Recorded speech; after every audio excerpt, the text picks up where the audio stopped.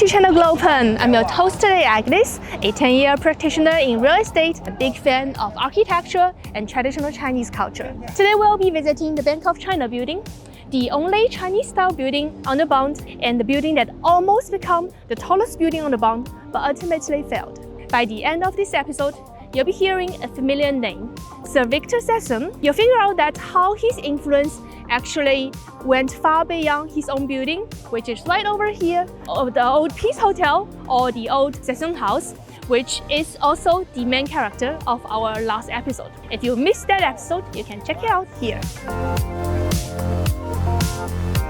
When you think about the Bund, you would often picture a row of Western-style buildings. For example, Neoclassical, Renaissance, Baroque, Art Deco.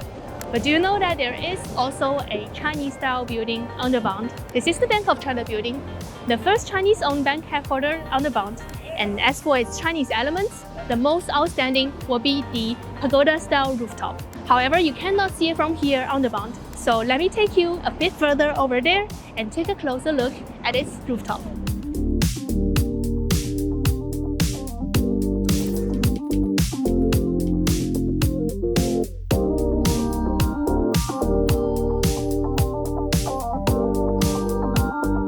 So here we are, 2 blocks away from the Bund, and as you can see here, the pagoda-style rooftop.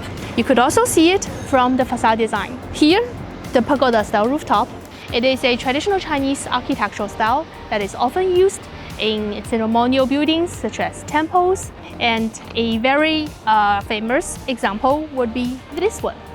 Familiar? The Temple of Heaven. This is the main hall of the Temple of Heaven, where its rooftop is a round-shaped pagoda-style rooftop. So the only difference between this one and the Bank of China building will be the Bank of China building has a square shape and this one has a round shape.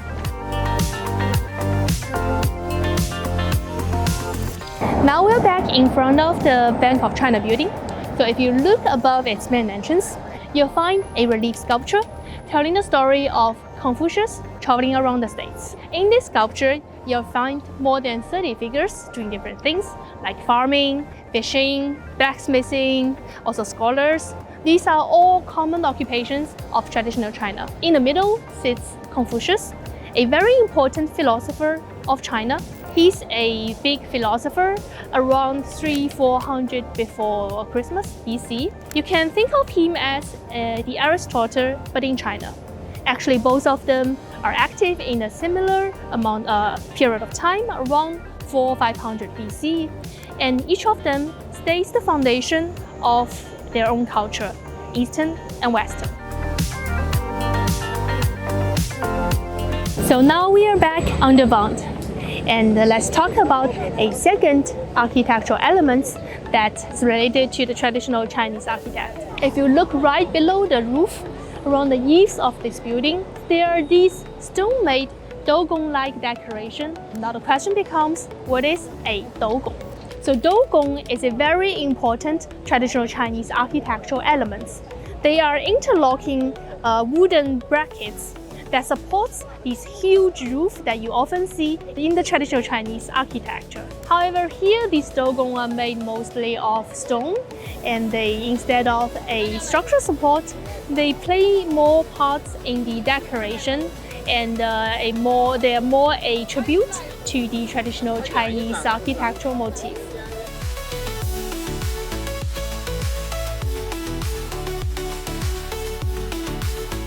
Now that we've explored the architecture, let's dive into the rivalry for the Bund's tallest building. The Bank of China building was initially planned as a 34-story twin tower complex reaching 91 meters, making it the tallest on the Bund. However, as Shanghai's real estate market declined from 1934 onward, such a large-scale project became financially unfeasible. By 1935, an updated design appeared on the Bank of China issued banknotes, showing a single 18-story tower, just slightly taller than the neighboring Sassoon House. Yet, by completion in 1937, the building's height was cut again to 17 stories, about 70 meters, making it shorter than the Sassoon House. So why was the height reduced? There are two main theories attempt to explain this final reduction of height. First is the licensing block theory, from a 1979 local publication in Shanghai. According to this anecdote, Sir Victor Sassoon, unwilling to lose his title as the owner of the Bund's tallest building, pressured the municipality to deny the construction approval for the 18-story design. Second is the strategic compromise theory. A more analytical perspective, as the Bank of China was restructured as the National Bank in 1935, with the Japan rising threat, the support of Sir Victor Sassoon and the government behind him became strategically vital for the Chinese government. So, to appease Sassoon, the government may have voluntarily reduced the height by 1 floor and conceded the race for the Bund's tallest building as a gesture of goodwill. Which theory do you think is closer to the truth? Let us know in the comments.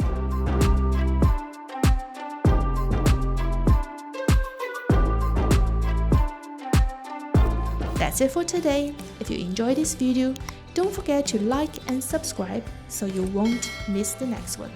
See you in the next episode.